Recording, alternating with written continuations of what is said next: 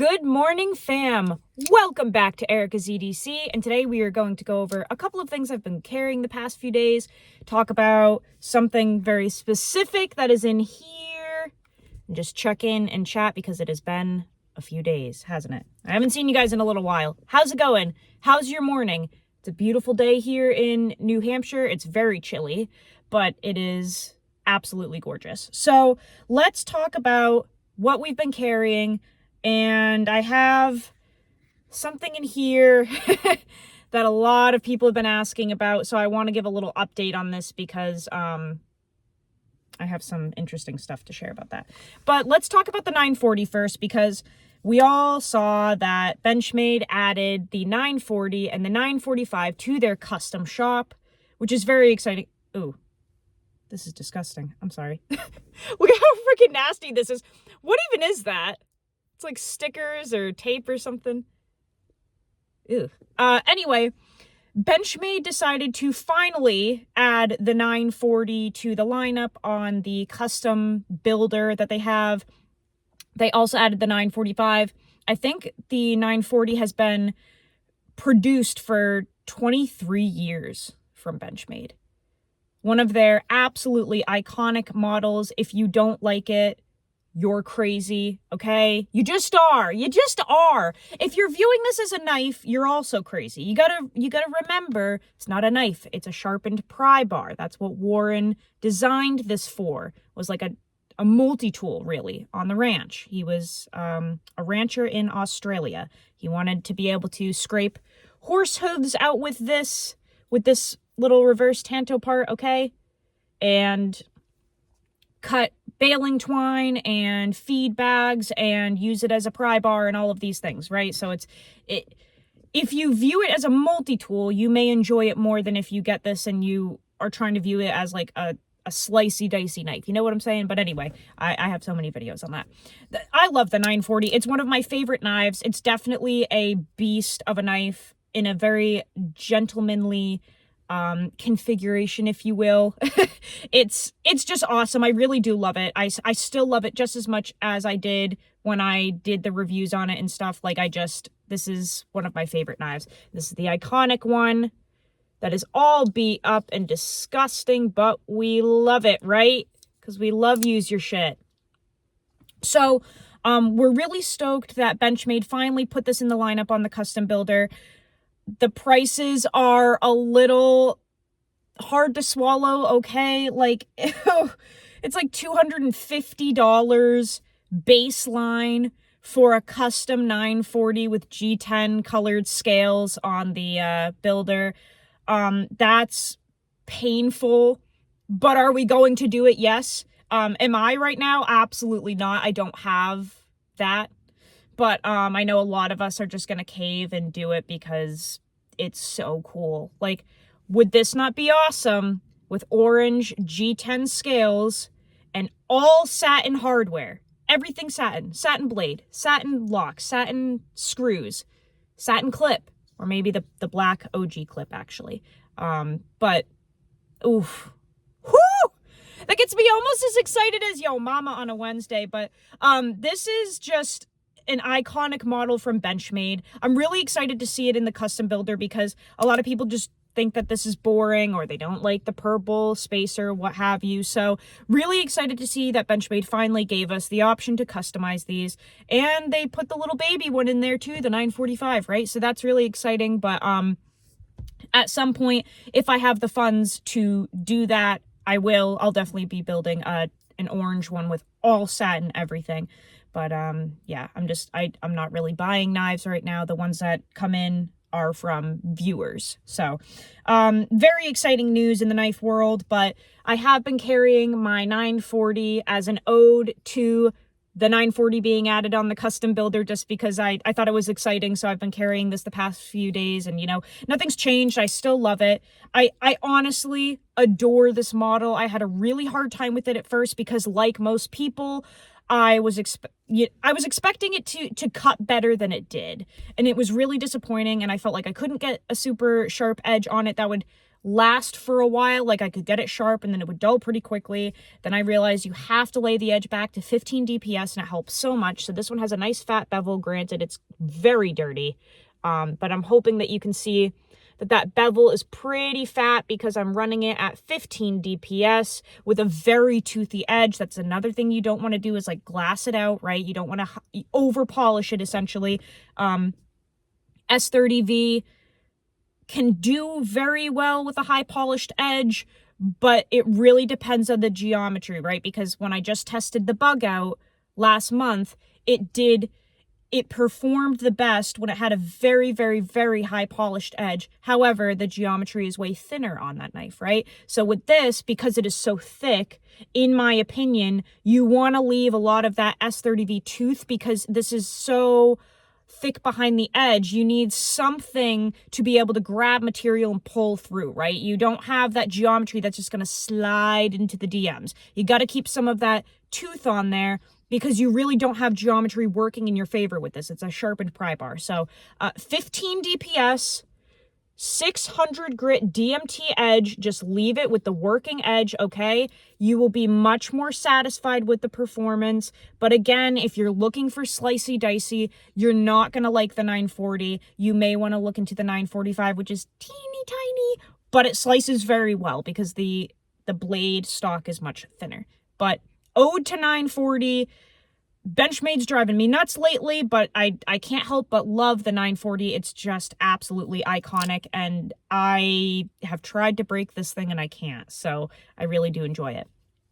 Also, I have very small hands, and the 940 surprisingly fits me very well. I think it's like 8 inches overall, or pretty darn close to 8 inches, and it still fits my hand, you know, perfectly. Like, if I crunch my hands together, I can make it look like it's too big for me, but when I hold it comfortably, it actually fits really well. So there's that. Been carrying that the past few days. And then also I've been carrying this slip here from Three Sons Leather, still carrying the Streamlight Macro Stream in there. Wow, I'm being like blinded right now. Ooh, the sun. And I still have the plain Jane bar in there as well. This is a really, really nice slip. I'm highly enjoying it. I have nothing negative to say about it. It's breaking in beautifully. The patina is coming in nicely. It's a very reddish brown. It definitely has like a red tinge to it, which I really like. I don't have any leather this color, so been enjoying this. And then I have also been carrying the Mike Morin, what is this called? Single blade jack, something like that. No, I did not buy this. Like I said, I don't buy knives. They get sent in for the channel predominantly from viewers, because I'm not spending money on knives right now. But this was a gift from Jessie, and the day I got it, I chipped the edge, which I've recorded a good amount of content on that and how it happened.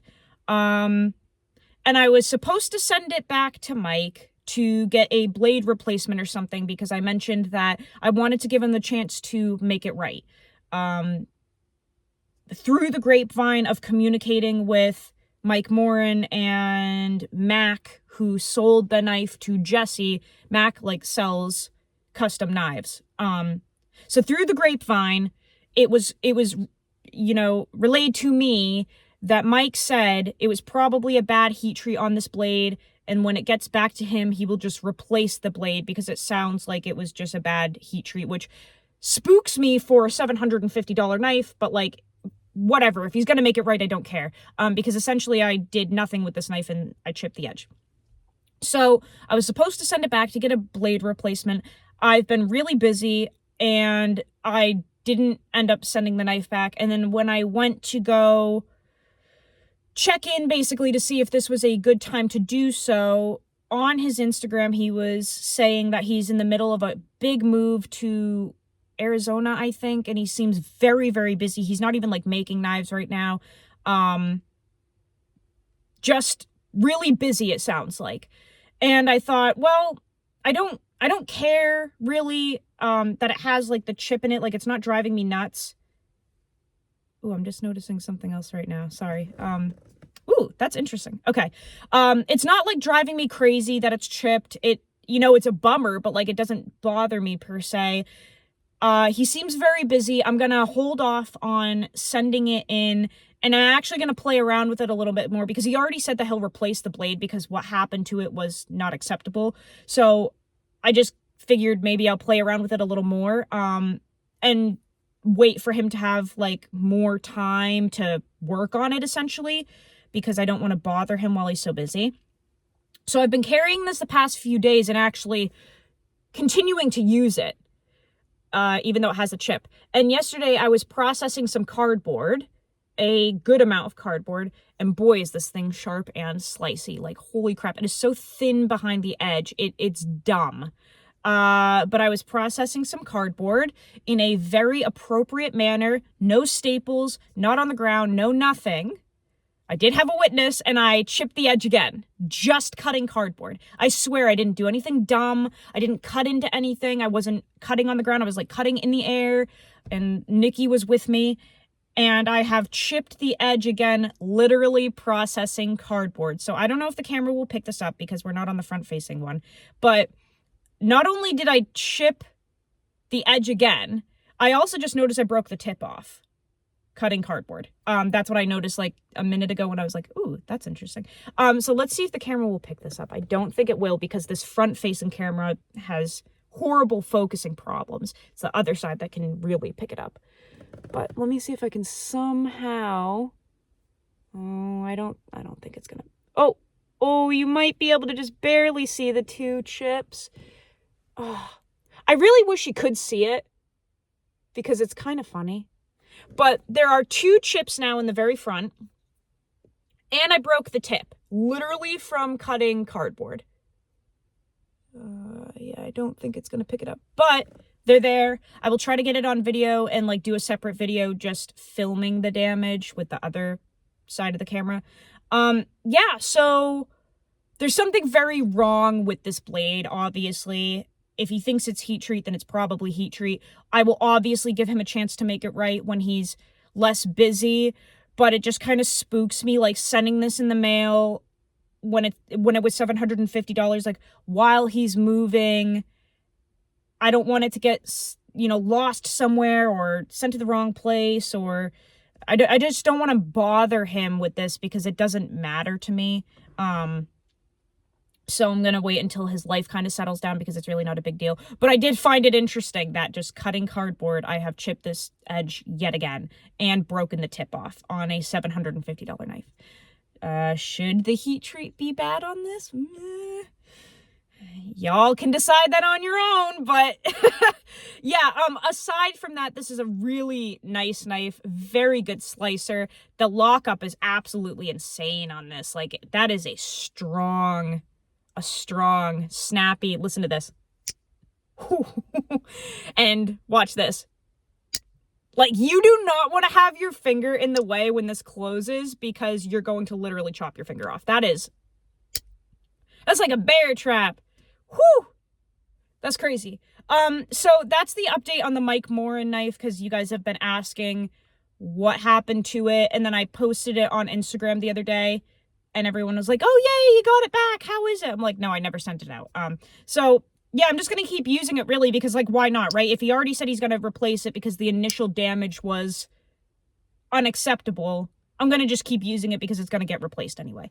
And I kind of just want to see, like, what is up with this thing, right? I'm kind of curious to just keep using it. I'm not abusing it, I swear. Like, I'm not going to do anything dumb. I'm not going to cut on any ridiculous surfaces or use it as a pry bar. Like, I'm going to keep using it appropriately and just see what happens to the blade, because that's very intriguing to me, that the blade is chipping with cardboard, like, and I broke the tip off. That's really interesting to me that could happen. I've just never seen it before. I've never seen anything like it. It's ground crazy thin, but this is CPM 154, not 154 CM. I don't think it's, I'm almost positive it's CPM 154, which is supposed to be decently tough. So, like, what the heck is going on? It's got to be a bad heat treat, but it's a really nice knife to use. It's absolutely stunning. I'm gonna keep using it and just see what happens. And ooh, that is so snappy. I just love listening to that. But yeah, that's That's the knife. And, oh, somebody asked if the chips were happening from it, like, closing on to something inside the knife. No, it's not. Like, there's nothing in the internals of the knife that it is hitting that would be causing the blade damage at all. Okay, so just to clear that up. It really is happening, like, in real time in front of me while I'm using it. It's just falling apart, essentially, the edge. So there's that, guys. Let me know what you are carrying on this beautiful Sunday down in the comments below. I am going to try to get more videos out this week. The last week was just very, very busy, but I'm going to try to get more videos out this week for you guys. Please check out Michael Richter of Richter Knives. He makes the world's best leather slips. This is one that he made for me that my little Mike Morin knife is riding in. This one is, how do you pronounce it? Batiro? I don't know. It's Italian leather. I'm Italian. I should know how to pronounce it. I don't. I gotta look it up. But Michael Richter makes the world's best slips, and we do want him doing leather work full-time by the end of the year. We want to get him out of Wally World, so fill up his books, okay? Subscribe to his YouTube channel. I will link him down in the description below. He also has an Instagram that you can contact him via his DMs to place an order and get on his books. But he does fantastic leather work. It's literally the best I've ever seen, so check him out. Also check out Seth over at Three Sons Leather, okay? He does fantastic work as well. This is absolutely incredible. Really nice slip. And this is genuinely one of the only slips that I have seen that pretty much specifically accommodates the nice guy pry bars, whether it's the Mr. Nice bar or the plain Jane bar or the side piece. They all fit in here, okay? And it's like, it almost looks like it was made for it. So check his work out as well. Very, very good stuff. But I will see you guys on the next video. I love you so, so much. Wait. We need to use your shit. Go use your shit. Learn how to sharpen your knives. And I will see you on the next video. I love you all so much. Take care.